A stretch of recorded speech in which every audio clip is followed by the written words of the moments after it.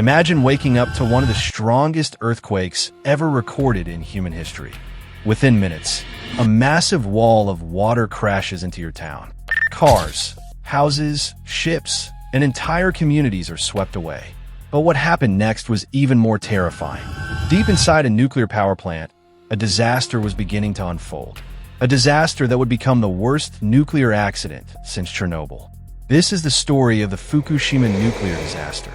The day nature overwhelmed technology and changed Japan forever. On March 11, 2011, at exactly 2:46 p.m. local time, a powerful earthquake struck off the northeastern coast of Japan. The earthquake measured magnitude 9.0. It was the strongest earthquake ever recorded in Japan and one of the most powerful earthquakes in world history. The epicenter was located beneath the Pacific Ocean, about 70 kilometers east of Japan. Buildings shook violently. Roads cracked. Power lines collapsed. People rushed outside in fear. Despite the tremendous shaking, Japan's strict building standards helped prevent even greater destruction. However, the earthquake itself was only the beginning.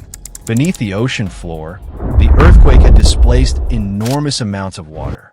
That movement created something far more dangerous: a massive tsunami. Shortly after the earthquake, tsunami warnings were issued across Japan. Many people believed they had enough time to evacuate. Unfortunately, the tsunami was much larger than expected. In some places, the waves reached heights of over 40 meters. Entire towns were swallowed by water. Cars floated like toys. Ships crashed into buildings. Thousands of homes disappeared within minutes. More than 18,000 people were killed or went missing as a result of the earthquake and tsunami. The devastation was almost unimaginable. But while rescue teams struggled across the country, another crisis was quietly developing along Japan's coastline: the Fukushima Daiichi nuclear power plant. What was Fukushima Daiichi? The Fukushima Daiichi nuclear power plant was located in Fukushima Prefecture on Japan's eastern coast. The facility was operated by the company TEPCO. Inside the plant were 6 nuclear reactors that generated electricity for millions of people. When the earthquake struck, the reactors automatically shut down as designed. At first, everything appeared to be working correctly. But even after a reactor shuts down, it continues producing intense heat.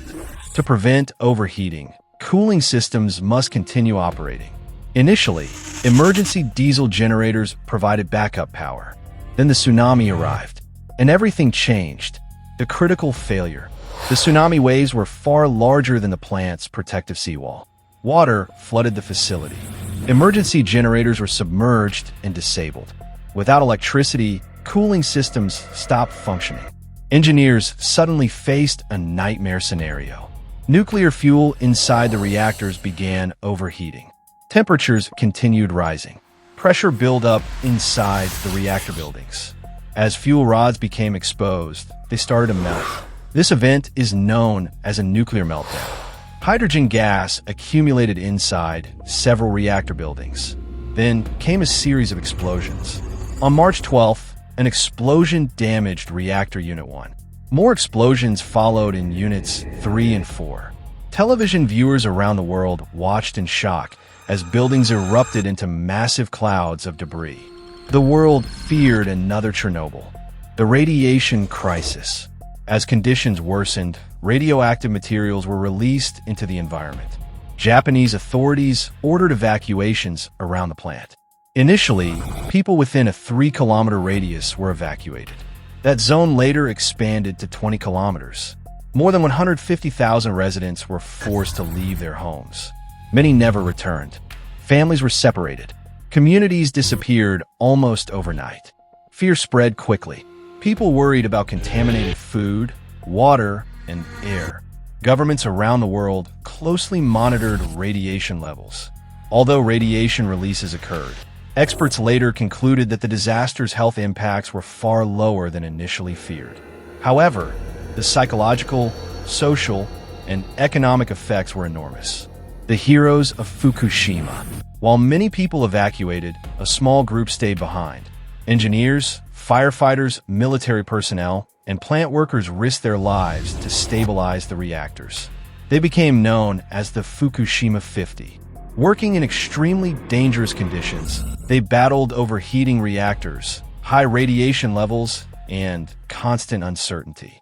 Their efforts helped prevent an even larger catastrophe. Many experts believe their actions significantly reduced the scale of the disaster.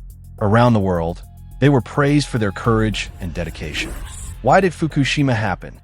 On the afternoon of March 11th, 2011, workers inside the Fukushima Daiichi nuclear power plant thought they had survived the worst. Just minutes earlier, one of the most powerful earthquakes in recorded history had violently shaken Japan. Inside the plant, alarms blared. Machines rattled. The ground trembled beneath their feet. But something remarkable happened. The reactors did exactly what they were designed to do. Emergency systems activated. The nuclear reactors automatically shut down. For a brief moment, it seemed like the crisis had been avoided. But out in the Pacific Ocean, something invisible was racing toward them. A massive tsunami, and nobody at the plant truly understood how big it would be. As the wave approached Japan's coastline, workers continued checking systems and assessing damage from the earthquake. Then suddenly, a wall of water appeared. The tsunami smashed into the Fukushima facility with incredible force. Within moments, seawater flooded critical areas of the plant.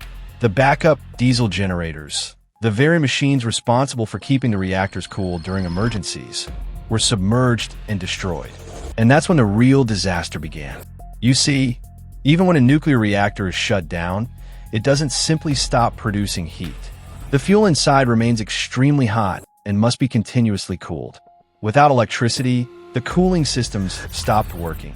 Inside the reactors, temperatures began rising. Hour after hour, the situation became more desperate. Water levels dropped. Fuel rods became exposed. And deep inside the reactor cores, the fuel started to melt. Engineers were now fighting a battle they were never supposed to face.